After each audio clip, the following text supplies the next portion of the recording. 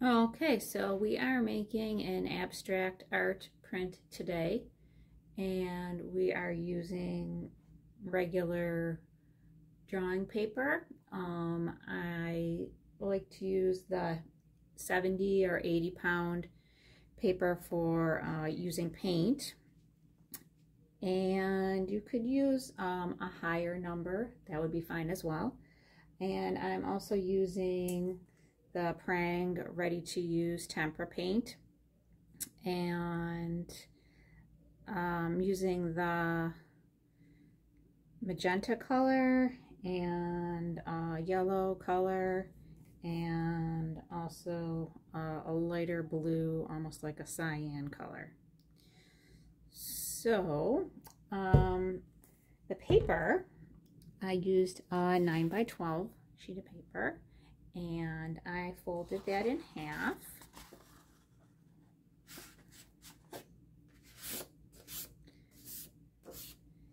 And I was trying to get a design that was a little bit more vertical this time. So I started by making 3 dots along the top of the paper, or sorry, 4 dots. So I did my blue twice.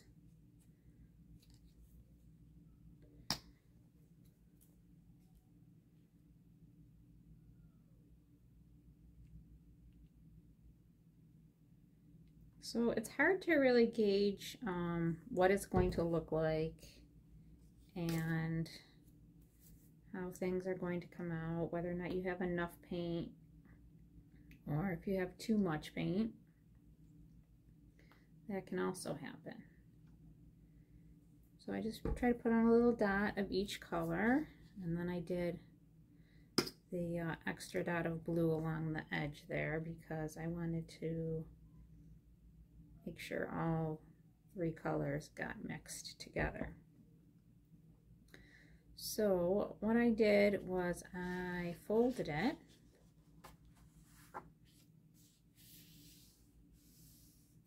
and then I tried to spread my colors going down the paper, and I can see them through the paper a little bit. I wanted to make sure that they touched so that they would mix. So I'm trying to use primary colors mixing with secondary colors.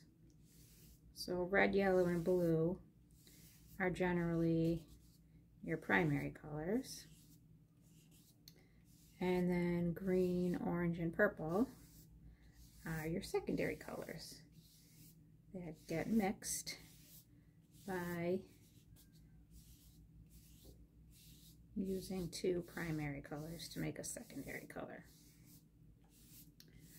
So in abstract art, some things just sort of happen by accident, some things are out of your control, and that can sometimes be a good thing.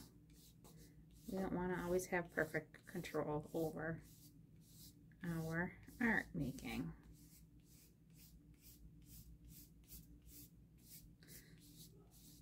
So this kind of reminds me of artwork done by Helen Frankenthaler, or maybe Mark Rothko, where they are using fields of color, color field painting, abstraction, non-representational art. It's not really supposed to look like anything. Sometimes it does end up looking like something, but not always. So I'm going to open this up and see what kind of color mixing I got.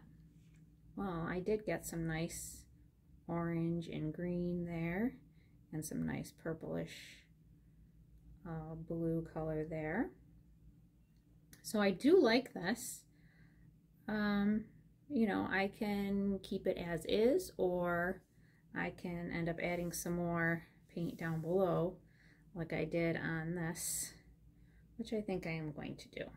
So I'm going to stick with the same colors underneath. So I've got my yellow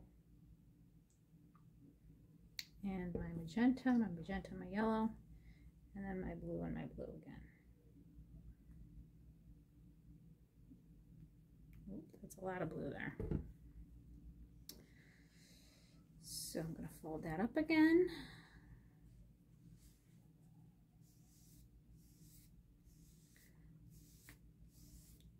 So the good thing about this is that anybody can do this. Anybody can make this kind of art. And it can be very relaxing.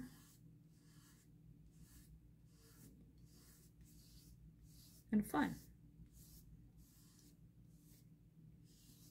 Because you get to decide whether or not you're done.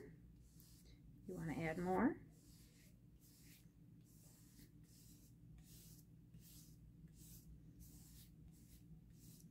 Now I am rubbing on this paper a lot, so this is a good reason why not to use copy paper for this kind of artwork, because I don't think that it could withstand this much pushing and pulling of the paint.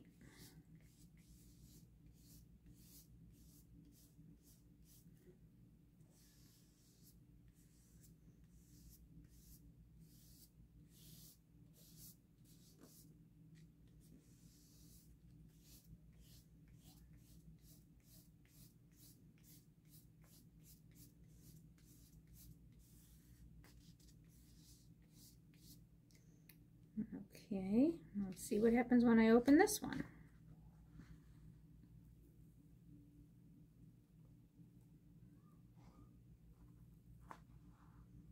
Very cool. Now, if I wanted to continue to go up to the edges of the paper, I'll probably want to add a little bit more paint, but I might end up pushing it right out of the paper. So I don't know if you can see on this one, I ended up going off the edge a little bit. So you need to make sure that you have some other paper protecting your surface underneath if that's the effect that you want to go for. Now I'm seeing still like a lot of thick paint in between here and here, and that's okay. I mean, it will eventually dry. I'm not sure if I could actually even blend that out if I tried. It's in this area here where it was very thick.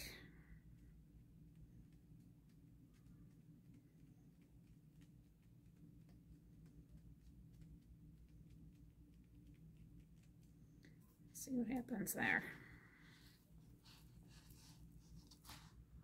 All right, so that is a little bit thinner. I still have a lot of thick blue here where it's very dark. Again, I can try to get that a little bit thinner as well. Try to push that up towards the top of my design there.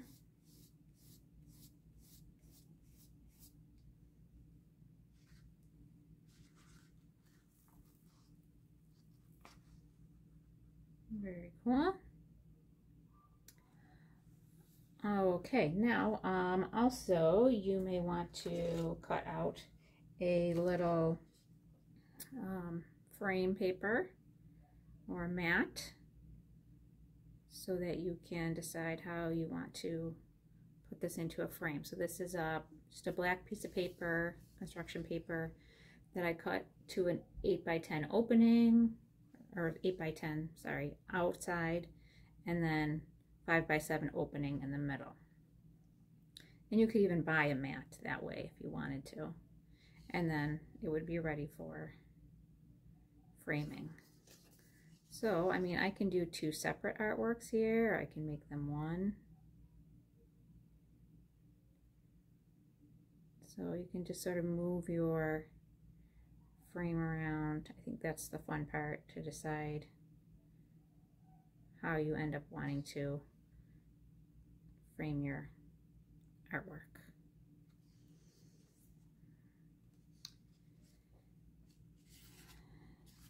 You might want to cut it into 2 separate pieces like I did with this one even. All right, and good luck with your artwork. Hope it turns out just fabulous for you, and I hope you enjoy the process and that it is relaxing for you.